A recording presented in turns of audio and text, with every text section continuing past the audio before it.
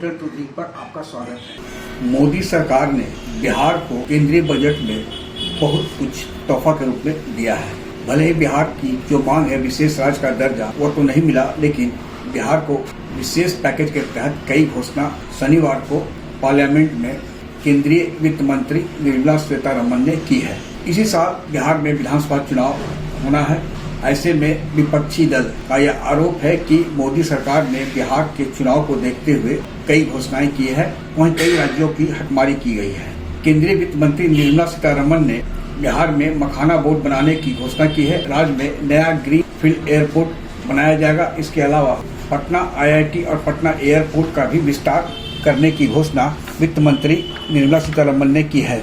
वित्त मंत्री ने बिहार में मखाना की खेती कर रहे किसानों के लिए मखाना बोर्ड बनाने का ऐलान किया। मखाना बोर्ड के गठन से बिहार के किसानों को मखाना की खेती में मदद मिलेगी। इससे उनकी आय बढ़ेगी और रोजगार के नए अवसर भी पैदा होंगे। निर्मला सीतारमण ने बिहार में एयरपोर्ट सेवाओं में विस्तार की घोषणा करते हुए कहा है कि उड़ान स्कीम के तहत देश के 120 नए स्थानों से एयर सेवा शुरू की जाएगी। पटना एयरपोर्ट की क्षमता में व्यापक विस्तार करने की घोषणा की गई है। इसके अलावा बिहटा में ब्राउनफील्ड एयरपोर्ट बनाया जाएगा। केंद्र की मोदी सरकार से बिहार की NDA सरकार हमेशा बिहार में ब्राउनफील्ड एयरपोर्ट बनाने की मांग कर रही थी। बिहार में शिक्षा के क्षेत्र में एक बड़ा ऐलान करते हुए केंद्रीय वित्त मंत्री निर्मला सीतारमण ने IIT की क्षमता विस्तार करने की दिशा में पटना में IIT की क्षमता बढ़ाई जाएगी। इसके तहत देश में 5 IIT के अतिरिक्त 6,500 छात्रों को समायोजित करने के लिए बुनियादी ढांचे को जोड़ना शामिल है। बिहार में फूड प्रोसेसिंग विभाग के कई मंत्री हुए, लेकिन बिहार के लिए कुछ किया नहीं गया है। केंद्रीय वित्त मंत्री ने इस मुद्दे पर यानी खाद्य प्रसंस्करण को बढ़ावा देने के लिए फूड प्रोसेसिंग संस्थान स्थापित करने की बात कही है। वित्त मंत्री ने बिहार में राष्ट्रीय खाद्य प्रौद्योगिकी उद्यमिता एवं प्रबंधन संस्थान की स्थापना करने की घोषणा की है। ये संस्थान पूरे पूर्वी क्षेत्र में खाद्य प्रसंस्करण गतिविधियों को बढ़ावा देगा। इससे किसानों की आय में वृद्धि होगी, क्योंकि उनके उत्पादों का मूल्य संवर्धन होगा और युवाओं को कौशल उद्यमिता और रोजगार के अवसर मिलेंगे।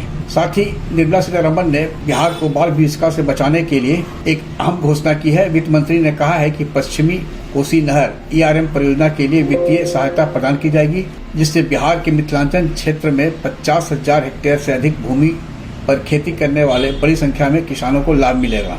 बिहार को मिली सौगात पर central Bihar chamber of commerce के संरक्षक doctor Kushalendra Pratap Singh, doctor Anoop Kedia, chamber के अध्यक्ष दीपेंद्र अग्रवाल, महासचिव सुनील कुमार, आलोक नंदन, श्रीश प्रकाश, महिला उद्यमी उषा डालमिया, भाजपा नेता अखौर निरंजन प्रसाद, अनिल स्वामी, महेश शर्मा, जदयू नेता लालजी प्रसाद, राजीव बर्नवाल, डॉक्टर अरविंद कुमार सिंह, हम पार्टी के असद परवेज उर्फ कमांडर, लोजपा रामविलास के राष्ट्रीय प्रवक्ता धीरेन्द्र कुमार सिन्हा उर्फ धीरेन्द्र मुन्ना, जिलाध्यक्ष दिलीप सिंह, राष्ट्रीय सचिव अरविंद सिंह सहित कई ने प्रधानमंत्री नरेंद्र मोदी और केंद्रीय वित्त मंत्री निर्मला सीतारमण को बिहार के लिए छप्पर घोषणा और सौगात देने के लिए धन्यवाद ज्ञापित किया है।